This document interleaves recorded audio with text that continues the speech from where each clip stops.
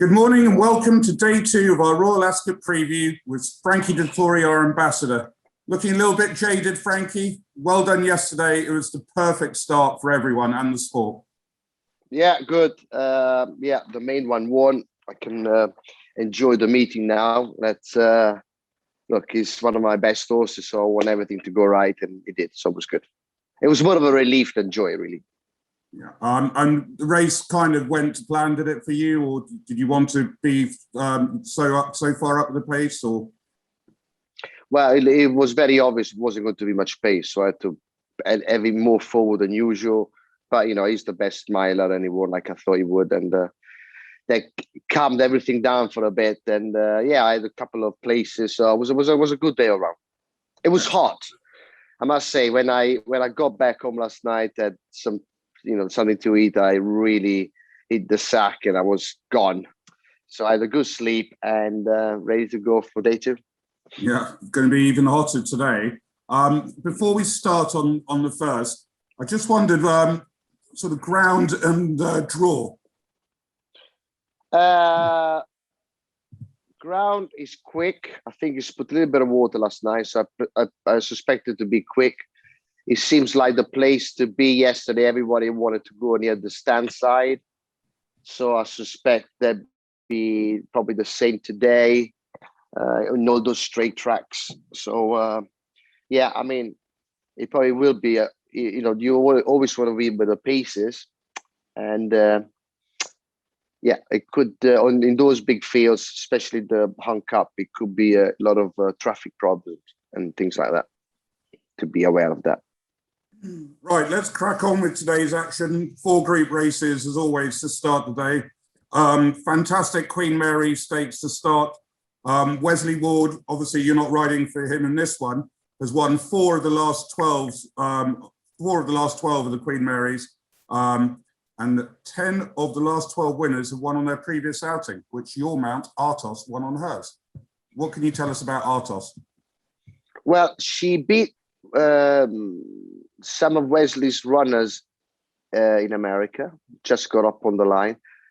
The only thing that I don't like, I'm drawn 2. I mean, okay, last year I won it, drawn 1 with Campanelle, but most of the fancy one, Brian's drawn 16, Wesley's drawn 20, so I'm a long way away from them. So it'd be a tough task to try to win it from where I am, but it's possible. Like Campanelle done it, but everything's got to go right. Interesting you say that, because yours has been a slight drifter, which is unusual for a Frankie horse. This morning you're out from 6 to 7s with Sporting Index odds. Wesley's horse is 9 to 4. Yeah, probably this way because of the draw. I think I'm so far away from the main horses that it's going to be very tough. Do you think any of the British or Irish horses can beat any of these Americans here? I wouldn't know, to be honest with you. They all go the same profile, run once and won once, from Catterick to everywhere. So very hard to really know what's what. But look. The good thing about the American horses, they know what they're doing. So they jump and run, and let's hope they can keep going. Yeah, I have to say I'd have to back an American horse in this just on stats, and Wesley keep up his great Royal Ascot record. But that's my view, not Sporting Indexes. Let's move on to the Queen's Vase. You ride the second favourite here, Stull. The favourite is Wordsworth at 5 to 2. You're an 11 to 2 shot, and then Kamari for William Buick is 7 to 1. Wide open, to be honest, Chief. I went through it this morning, wide open. There is no standout. Usually O'Brien's got a good one in here. Like last year on Santiago, he went on to win the Irish Derby. So this looks more of a tricky race. I like mine. He lacks a bit of experience. He's done nothing wrong. I sat on him the other day, gave me a good feel. Again, I don't know what to expect. But I'll be honest with you. I mean, the Charlie Appleby looks all right. I mean, it's really, really, really difficult to work this one out. Fair enough. I haven't got a firm opinion on this. Yeah, but you like yours. The stats would say that 11 of the last 12 winners have had 3 previous runs. You've had 2, but hopefully you'll make it. Third run, it's another winner in this race. Maybe, yeah, go on. Yeah, look, I don't dislike my horse. Like you said, he just lacks a bit of experience, but he's a bit of a dark horse in it. Okay, well, let's move on to the Duke of Cambridge Stakes, where Lady Beaufort is the favourite here for, I thought, someone who's very entertaining after the last run, Emma Banks. 11 of the last 12 winners were age 4. Lady Beaufort is 5 years old. 8 of the last 12 winners have had at least 2 wins over 8 furlongs. Your mount, Indie Angel, has had 3 wins over 8 furlongs. So I just thought those were interesting stats. Tell us all about Indy. Indy, she's difficult in the stalls, so sometimes she can be slowly away or fast away, depends how she handles it. She likes a bit of space, so I'm going to try to get her to chillax. And look, it's a group through, try to get some black type, and if it falls right, it falls right. I would say there is better profile horses in the race. Johnny's Philly, we won a Group 1. Queen's Power, solid. Lady Beaufort, Frank the form with yesterday Palace Pier, which is worthy favourite. And I can't see anything getting past her. I have to say that does look unbelievably solid form, doesn't it? Yeah. I mean, absolutely. And that wasn't a fluke, was it, coming second to you? I mean, you won very easily. She won by beating Queen's Power, and then she went on to second to Palace Pier, so you can't get away from that. She's a solid 2 to 1. I'm sticking with the favourite. Solid 2 to 1 in the market. Queen Power 5 to 1. There's been lots of nibbles for double or bubble. Doyle's ride at 15 to 2. I'll be in a place with your son today. Stanley's in Chelsea, where the owners will all be cheering on Onassis, which is owned by Peter Stanley and some of his friends. That's not without a chance. She likes the straight track of Ascot. Right. Let's move on to the 420, which is the Prince of Wales Stakes. Fantastic race here. There's been a lot of money for Love, and yours has been very solid in the market, Lord North. And Armory, third favourite at 7 to 2. I make it a 3-horse race. You can never say that at Ascot, I guess. But how do you see this panning out? Well, I suspect Sangarius will make the runner because he's keen. I suspect Love will sit second because she stays well. And then it'd be Armory, myself, and the all held up horses. There's an Encounter and my Oberon. If Love, she's on song on last year's performances, she'd be a tough nut to crack. Wins the Oaks by 9, Guineas by 4. Yeah, she brings the best forward to the party. But a year off is a year off. Lord North runs well fresh. We know what to expect. Yeah, I mean, it'd be interesting. I think it's all down to Love, really, how straight she is. It's interesting because 11 of the past 12 winners have had at least one run that season. I don't know if it's a relevant stat or not, but it seems so. And this will be Love's first run of the season. So I think that goes nicely in your favour. Yeah, look, it's a big race.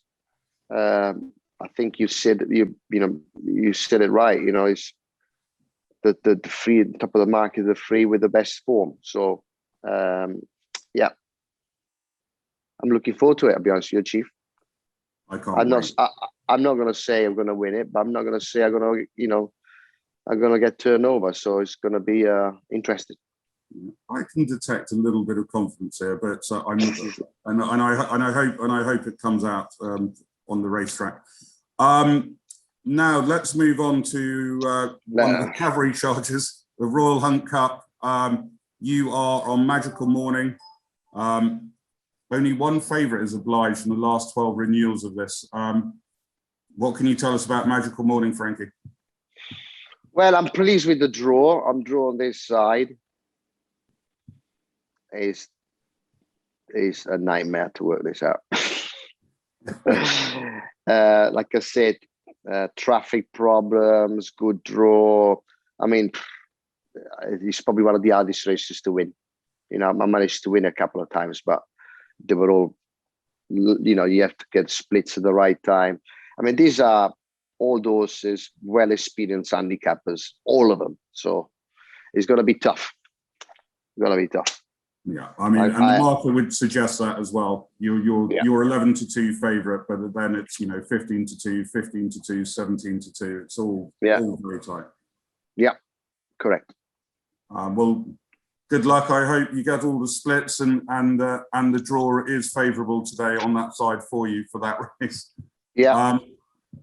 Move on to the 5:35 Windsor Castle. 7 of the last 12 winners were drawn in stall 18 or higher. Your mount and favourite Rhythm is drawn in 12. What can you tell us? This is one you do ride for Wesley. Yeah. So look, I'm only going on watching on my iPad the replays. I watched Ruffin win, and she was almighty impressive. Wesley's got a good record in this race. He likes her. I like her.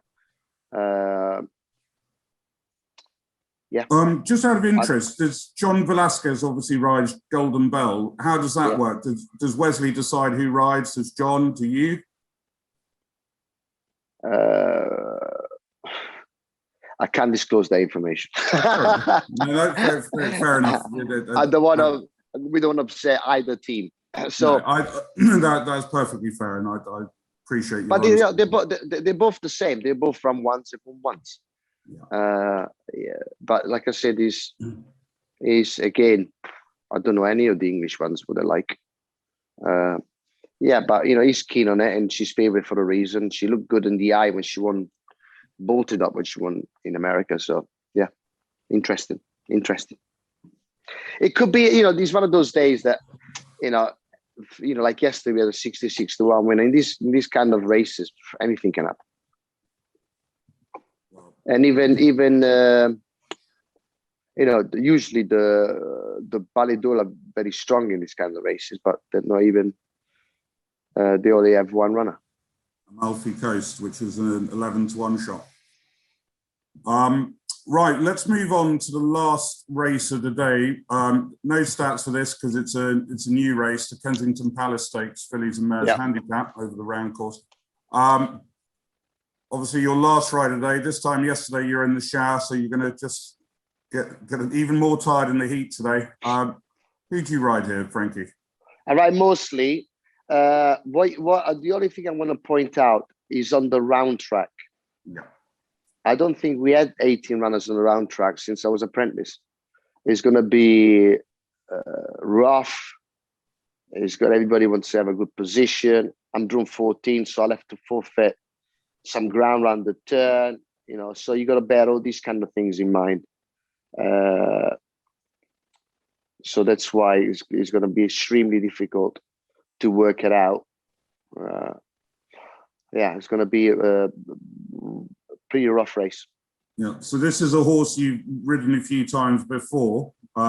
It's for George. I rode it at. I rode the filly at Nottingham, but you know, people who don't know about Nottingham, it's quite ridgy, and I hit one of them ridges, and I could never get her balanced again. And she was favourite, and she ran on non-event. So hopefully a smoother track like Ascot might suit her better, but I'm surprised they're making a favourite because it's wide open.